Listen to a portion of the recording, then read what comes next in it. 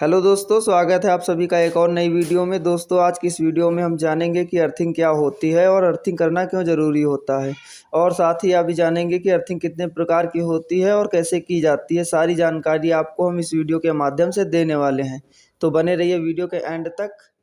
दोस्तों, वीडियो को स्टार्ट करने से पहले आप सभी से एक छोटी सी रिक्वेस्ट है कि अगर आपने अभी तक चैनल को सब्सक्राइब नहीं किया है तो प्लीज़ चैनल को सब्सक्राइब कर लें, क्योंकि हम आप सभी के लिए ऐसे ही इलेक्ट्रिकल से जुड़ी वीडियो इस चैनल के माध्यम से लाते रहते हैं। तो सबसे पहले जान लेते हैं कि अर्थिंग क्या होती है।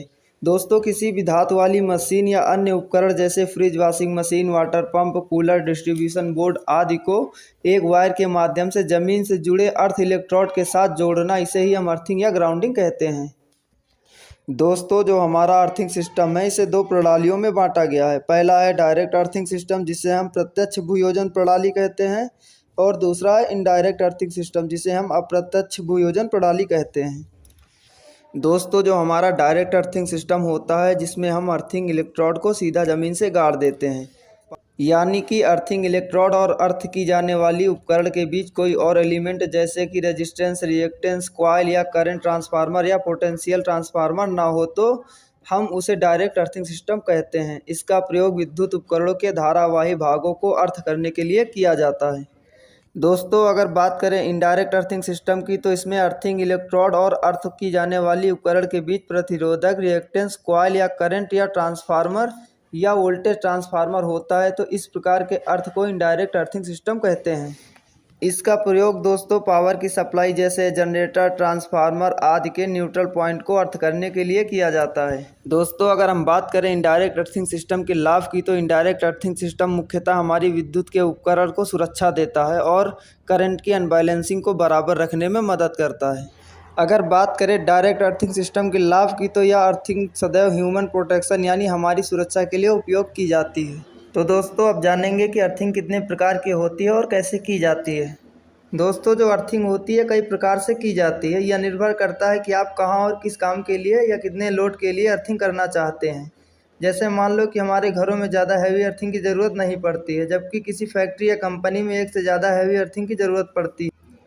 वहाँ पर एक या दो नहीं बल्कि कई जगहों पर अर्थिंग लेनी पड़ती है। दोस्तों, जो अर्थिंग हम उपयोग में लेते हैं वह मुख्यतः 5 प्रकार की होती हैं, जिनको हम ज़रूरत के हिसाब से करवाते हैं। पहले नंबर पर आती है स्ट्रिप और वायर अर्थिंग, दूसरे नंबर पर आती है पाइप अर्थिंग, तीसरे नंबर पर आती है रॉड अर्थिंग, और चौथे नंबर पर आती है प्लेट अर्थिंग, और 5वें नंबर पर आती है कॉइल अर्थिंग। तो पहले बात करते हैं स्ट्रिप और वायर अर्थिंग की। तो दोस्तों, स्ट्रिप और वायर अर्थिंग को हम पहाड़ी जगहों पर करते हैं, या जहाँ पर पथरीली ज़मीन होती है, और साथ ही इस अर्थिंग का उपयोग हम ट्रांसमिशन लाइन में भी करते हैं। दोस्तों, इसमें एक धातु की पत्ती होती है जिसे नीचे ज़मीन में गाड़ दिया जाता है तथा पत्ती से अर्थ वायर को जोड़ दिया जाता है। दूसरे नंबर पर आती है पाइप अर्थिंग। दोस्तों, पाइप अर्थिंग सबसे ज़्यादा उपयोग होने वाली अर्थिंग है। इस अर्थिंग के अंदर हम 1.5 से 2 इंची मोटी तथा लगभग 10 फीट लंबी और नीचे से नुकीलनुमा पाइप को उपयोग में लेते हैं। इस पाइप के नीचे हिस्से में लगभग 1 मीटर तक थोड़ी थोड़ी दूर पर 12-12 mm के होल होते हैं, जिससे डाले गए पानी को ज़मीन के चारों तरफ फैलने का रास्ता मिल जाता है। इस पाइप के ऊपरी हिस्से पर एक पत्ती को जोड़कर पाइप के चारों तरफ नमक तथा कोयले से पाइप को ढक दिया जाता है तथा पाइप के ऊपरी हिस्से पर लगी पत्ती को अर्थ वायर से जोड़ दिया जाता है। दोस्तों, तीसरे नंबर पर आती है रॉड अर्थिंग। रॉड अर्थिंग का उपयोग हम टेम्परेरी रूप से तथा रेतीली ज़मीनों पर करते हैं। टेम्परेरी रूप में हम धातु की राड को एक नमी वाले स्थान में गाड़ देते हैं तथा उससे अर्थ वायर को जोड़कर उपयोग में लिया जाता है। अगर बात करें रेतीली जगहों पर उपयोग की, तो रेतीली ज़मीनों में मॉइस्चर काफ़ी ज़्यादा होता है, इसलिए हम रेत वाली जगहों पर काफ़ी गहराई तक अर्थिंग करनी होती है, और गहराई ज़्यादा होने के कारण हम इस अर्थिंग में रॉड का उपयोग करते हैं।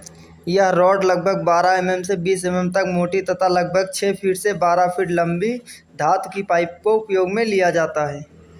चौथे नंबर पर आती है प्लेट अर्थिंग। प्लेट अर्थिंग को सबसे अच्छी अर्थिंग माना जाता है। इस अर्थिंग का उपयोग हमारे घरों से लेकर पावर स्टेशन, सब स्टेशन, बड़ी कंपनियों तथा प्लांटों में किया जाता है।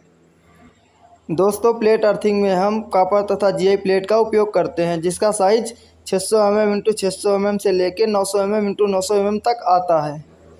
प्लेट अर्थिंग में हम प्लेट को गड्ढा खोदकर लगभग 10 से 12 फीट नीचे ज़मीन में डाल देते हैं, और इस प्लेट में हम नट बोल्टिंग करके जीआई या कॉपर पत्ती या कॉपर वायर को ज़मीन की ऊपरी सतह तक लाकर छोड़ देते हैं।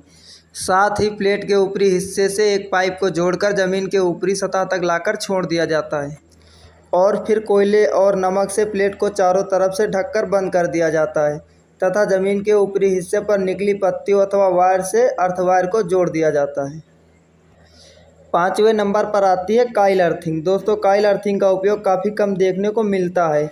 इस अर्थिंग में जीआई वायर से बनी काइल का इस्तेमाल किया जाता है। इस अर्थिंग का इस्तेमाल ज़्यादातर रेलवे और इलेक्ट्रिक पोल में किया जाता है। तो दोस्तों, अब जानते हैं कि अर्थिंग करना क्यों ज़रूरी होता है। उदाहरण के लिए मान लो जैसे कोई मोटर है और उस मोटर की हमने अर्थिंग नहीं कर रखी है।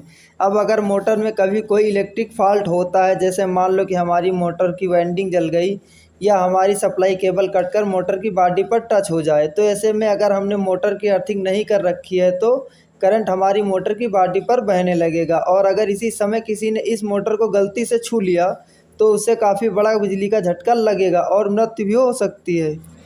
पर अगर हमने अर्थिंग कर रखी है तो मोटर की बॉडी का करंट हमारे अर्थ वायर से पास होकर ज़मीन के अंदर चला जाएगा, जिससे हमें करंट नहीं लगेगा। तो दोस्तों, कई लोगों के मन में यह सवाल भी आ रहा होगा कि आखिर अर्थिंग करने पर हमें करंट क्यों नहीं लगता है। तो आइए इसे भी हम समझ लेते हैं। तो दोस्तों, करंट बहने के कुछ नियम होते हैं, जिसमें एक नियम यह भी है कि जो करंट होता है वह बहने के लिए हमेशा कम रेजिस्टेंस के रास्ते को चुनता है। पर दोस्तों, जो हमारी बॉडी का रेजिस्टेंस होता है वह 1000 ओम या उससे भी ज़्यादा होता है, परंतु हम जिस अर्थिंग को करते हैं उसका रेजिस्टेंस हम 1 ओम से 5 ओम के बीच रखते हैं, जिससे दोस्तों जब कभी भी कोई फॉल्ट होता है तो करंट हमारी बॉडी जिसका रेजिस्टेंस 1000 ओम का है उससे न बहकर अर्थिंग के रास्ते बहने लगता है, क्योंकि अर्थिंग का जो रेजिस्टेंस है वह हमारे शरीर के रेजिस्टेंस से कई गुना कम है। जैसे कि अभी मैंने आपको बताया था कि करंट बहने के लिए हमेशा कम रेजिस्टेंस के रास्ते को चुनता है, तो इसीलिए अर्थिंग करने पर हमें करंट नहीं लगता है। दोस्तों, अर्थिंग के कई नियम भी होते हैं। अगर मान लीजिए आप कहीं अर्थिंग कर रहे हैं या अपने घर पे करवा रहे हैं तो आपको इन नियमों का पता होना चाहिए। अगर आप अर्थिंग घरों पर कर रहे हैं तो अर्थिंग करने के लिए स्थान का चयन हमेशा घरों के पीछे या ऐसी जगह करना चाहिए जहां पर बच्चों की पहुंच ना हो, और साथ ही अर्थिंग करने के लिए किसी टेक्नीशियन को ही बुलाना चाहिए।